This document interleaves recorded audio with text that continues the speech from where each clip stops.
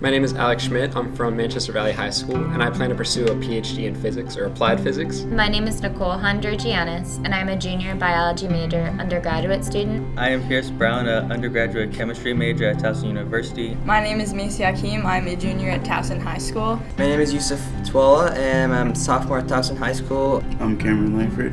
Hi, my name is Tim Sekertsage. I'm currently an undergrad at College Park for electrical engineering and recently received my bachelor's in physics from Towson University. My name is Lynn Krasinski. I'm a forensic chemistry and MB3 major. Hi, my name is Dariush Aligolizadeh and I'm a high schooler. I'm Nick Rizala. I'm a sophomore biology major. Hi, I'm Dustin Baird. I'm Gina Navarias. I'm a sophomore in general physics undergrad. Hi, I'm Samantha Coddington. I'm an undergrad chemistry major. I'm Benjamin Ralphman. I'm a sophomore at Towson High School. I'm Nate Stevens. I'm an undergrad biology major. I'm Chris Ivanov, and I'm a graduate student in the applied physics program. Hi, I'm Mary Koncheva. I'm a high school senior. I conducted research here because I think it's a great opportunity at such an early stage in my career. To allow me an interdisciplinary approach. Because I believe it can further my aspirations. Get that experience early on. To feed my greed for learning. I've learned a lot of applications. Solving problems on the fly. To get those fundamentals down. Hands-on application. Keep chemistry as a part of my life. Help me make connections. Get that experience in a professional workplace. I wanted to get my foot in the door.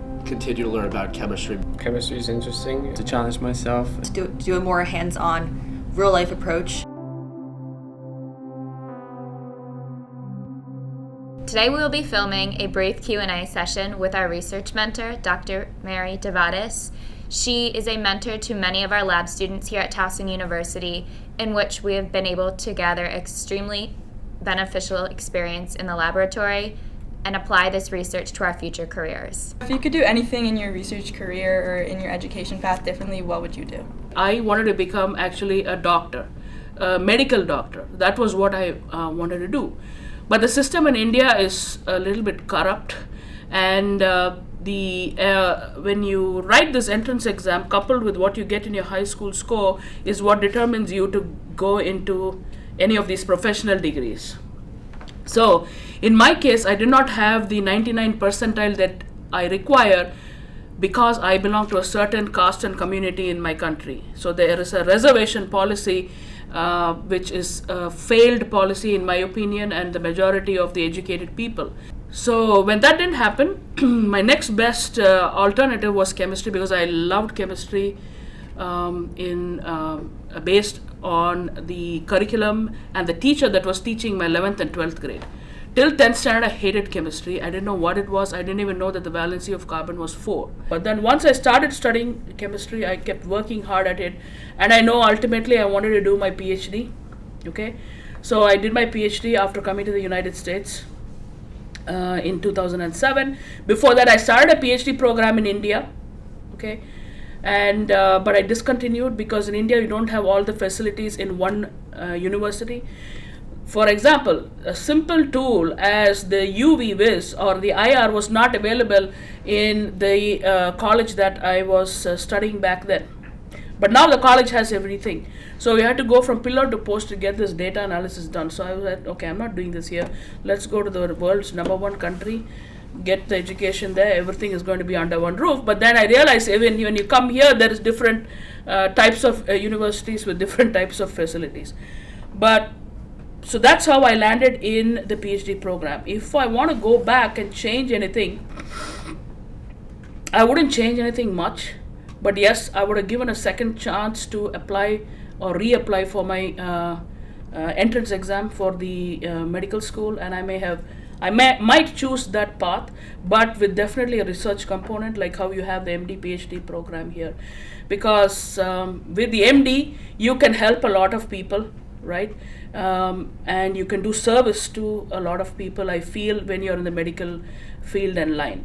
Whereas in the PhD, yes, that's a different kind of service. For example, I mentor a lot of undergraduate students currently in my career. That's a different type of service, whereas the medical line is something more direct. You can see the benefit right away. Whereas when you're mentoring students, tomorrow, you guys, when you become successful, that is my success. So I got to wait longer. So that's the only thing I would change to go back and do the MD degree. What was your source of motivation throughout this journey? The only thing that kept me going was my mother and the family that I come from. So my mother was a very important person in my life growing up, because she always told me that I have to be independent and I need to stand on my own 2 feet at any given point in time. And she said education is the only thing that's going to give you that. Money can be stolen, people can cheat you, but your degree that you get right on that piece of paper from the university, nobody's going to steal. So my mother was important in making that decision along with me when I was going through the different stages in my career. So other than that, it's just my I think my personality. I'm a very determined person, and I hate the word no being said, because I believe anything is possible, okay, as long as you find a way to rectify it and keep moving forward. So as being a woman in a STEM field, have you ever faced any obstacles you think that you would not have had to face if you were not a woman? And what kind of advice would you give to other women trying to go into STEM fields who might face those same obstacles? So the bias between a man and a woman in a workplace still exists, but I feel the quantum of it, right, is on the decline. So yes, I have felt that difference, but I did not feel that difference when I was a student at all, because I worked at an institution. It's funny, when you are a student, you don't encounter that difference. I have had male teachers, female teachers all my life. Most recently as a PhD student and a postdoc. When I'm a student, I didn't feel that, but whenever I have worked, right, I begin to see there is this disparity between a man and a woman. So I worked in India for six years as a lecturer. So a lecturer is something like your assistant professor here, but we don't call it the tenure track system. So it was a permanent job position. I felt that in India as well, that as a female faculty, when you suggest ideas and bring up certain issues, it's not taken seriously. Okay. The same thing I feel sometimes in the workplace here. The woman is not heard. But, I'm a human being. Everybody's a human being. You do feel bad that, when your voice is not being heard and you're not being given the same equality as your male counterpart, you feel it. What I try to do is not dwell on it. And whenever I have the position, or I'm in a situation that I can express my opinion, I still will express my opinion. People might say no to it, but I don't let that bother me. That's kind of an implicit bias that the human beings in general have. So all I do is, yes, for that moment I am depressed or I feel down, but then I pick myself up quickly, because I cannot let anybody overtake me. So I got to do my job. So I got to be sharp. I got to be alert at all times. So that's the only way I stay afloat when encountering such situations. So we got to keep talking and changing the scenario and the situation that we are in by talking to our colleagues. So don't be afraid. Express your opinion. Don't be disappointed if somebody puts you down. Pick yourself back up and keep going. Your achievements is what is going to talk for your merit. When I am trying to interact with some of the male professors here in terms of research and rooms and stuff like that, I definitely do feel like there's a little bit of disparity when you try to be serious. I feel like not taken as seriously maybe as some of the other male students in the same place. Do you feel like there's more eyes on you to do the right thing and to be more successful? Yes, there is discrepancy between the ratio of female faculty who get funded as opposed to the men. And this director of NIH said, moving forward, we need to have at least one female faculty in every single panel. But what happens is this. You go in there, let's say as a female faculty, for some reason, we don't engage in this, networking. The men are very good at networking. They go for a drink, they go for a game. Whereas the women, I don't know why we don't play games. We should also, socialize, go and network. So networking, the men are good at. Even this fundraising type jobs, right? Universities have these people. They employ the men more than the women for those types of jobs because it involves lots of traveling. And again, the men go have a drink at the bar or, after the meeting, that networking is very important. If you want to, climb that or overcome that particular situation where you want to be recognized. But the bottom line is, yes, as an underrepresented person in science, you are definitely, you come into the crosshairs at different points in time where you're being judged all the time. But what the individual needs to do, like for my case, I don't care. I just do what I need to do. I don't care what my minority status is or majority status is. I do my science. I do what I want. So that's the same thing I will advise anybody who feels kind of down and not recognized. Just do what you're doing. What exactly inspired you to become a mentor for so many students, and how do you balance that with teaching and your own research? I love what I do. I enjoy what I do. I have the time. I feel I have the time and I can make the time. So coming to the numbers, I don't have a track of the number of students that I invest my time with.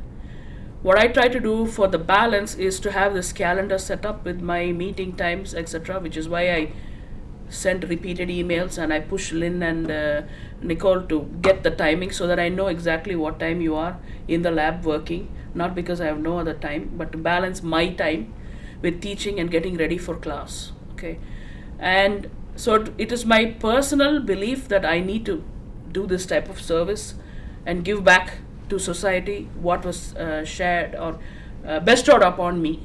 So I will never turn down a student if they are ready to work and are a willing worker. So it's no secret that you've had your share of accomplishments at Towson and the universities.